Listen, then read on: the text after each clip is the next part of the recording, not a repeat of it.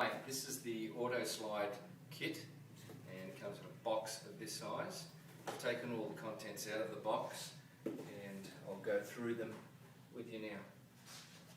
Here is the Velcro tester to test the door friction, moving on the door handle to make sure that the door is running freely, so before installation takes place of the AutoSlide. What we have is the AutoSlide drive system. It comes in either white or black, and the cover just comes off, so clips off, and inside is the drive system, the motor and the electronic board and control system. Now, we've also developed a universal mounting bracket for the US market, so depending on the installation, this bracket can be mounted either like so or underside, depending on what type of fixing it's going to be fixed to into that application. So it has adjustments of moving in, out and height wise. So this has been developed and it will come with each kit for applications for the US market. We have the cover, as I've explained before, the two racks that equal to a 1 metre, which is an imperial 36 inches. We have the two wireless remote push buttons which have double-sided tape on both sides, and they're just basically mounted on both sides of the opening, and they're already pre-programmed into the receiver of the main controller system. Then we have the end caps which are mounted on both ends of the racking system. Just various fixings for attaching the AutoSlide to your door system. And a power pack, a 15 volt DC power supply that plugs into your outlet. Alright, step one, installing the auto drive system to the existing patio door. Making sure the door is fully in the closed position. We then mount the drive system directly above the door. As you can see, I'm now going to allow the gear itself on the motor to lap over the door. So when I mount my rack system, it will still be in place when the door is in the fully closed position. Now that I know that is the position, I'm ready just to secure this system virtually with a couple of screws fixings. Okay, one screw there.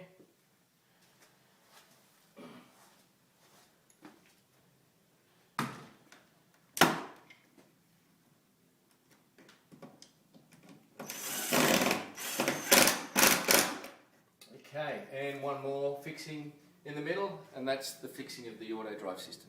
Part 2, assembling the rack system and also installing it.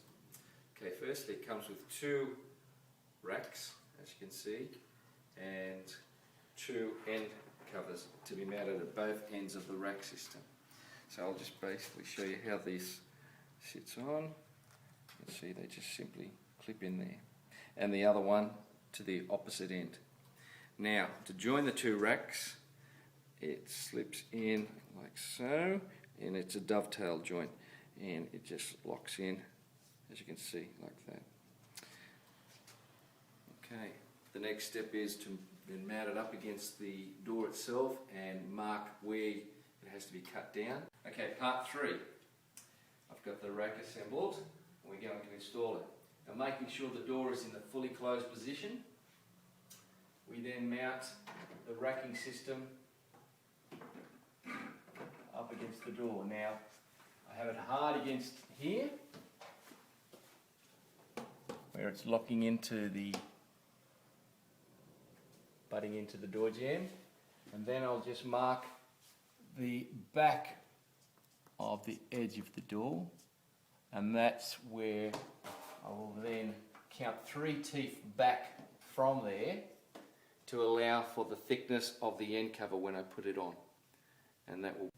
Okay, now I'm just about to cut the rack to the correct size, but as I said previous, I have to count back 3 teeth.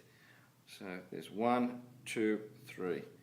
So this area here will be where I will cut the rack to the correct size.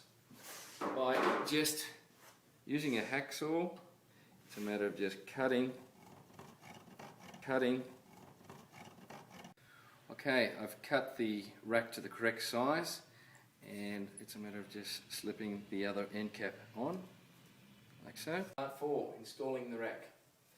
I've got the door in the fully closed position, and the rack has been cut to the correct width to attach to the door.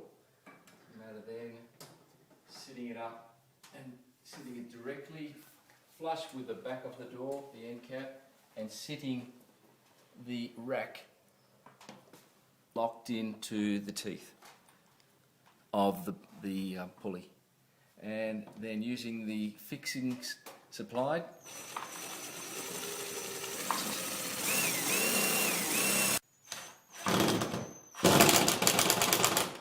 Okay, then we move the rack to the next fixing point, making sure when we do fix it, it's still locked into the gear together. Okay, we then move the door, and again making sure that the rack is still firm under the pulley. Fix the final fixing. Again, holding it in there and securing in. Okay, the final fixing for the rack has been completed. It's a matter of now moving the door back and forwards and making sure it runs nice and freely and still engaging in the teeth from one end to the other end, which it is, as you can see. Once that's done, it's supplied with a power pack, a 15-volt power pack. Now I've just run this wire through some wiring covering to make it neater. And plugging it here.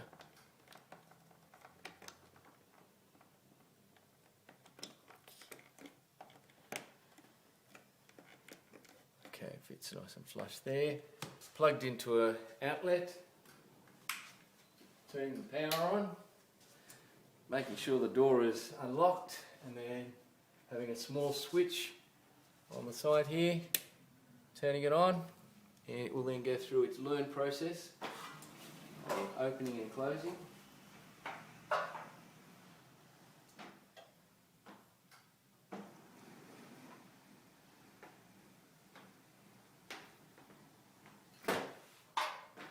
Okay, it's now learnt, so I can test it out by just pressing one of these test buttons here. You can see, and I have the adjustment here for how long I'd like the door to stay open or to close. There's a simple adjustment here, so it can automatically open and close straight away, or you can have a time lapse up to 60 seconds. The next thing is just mounting,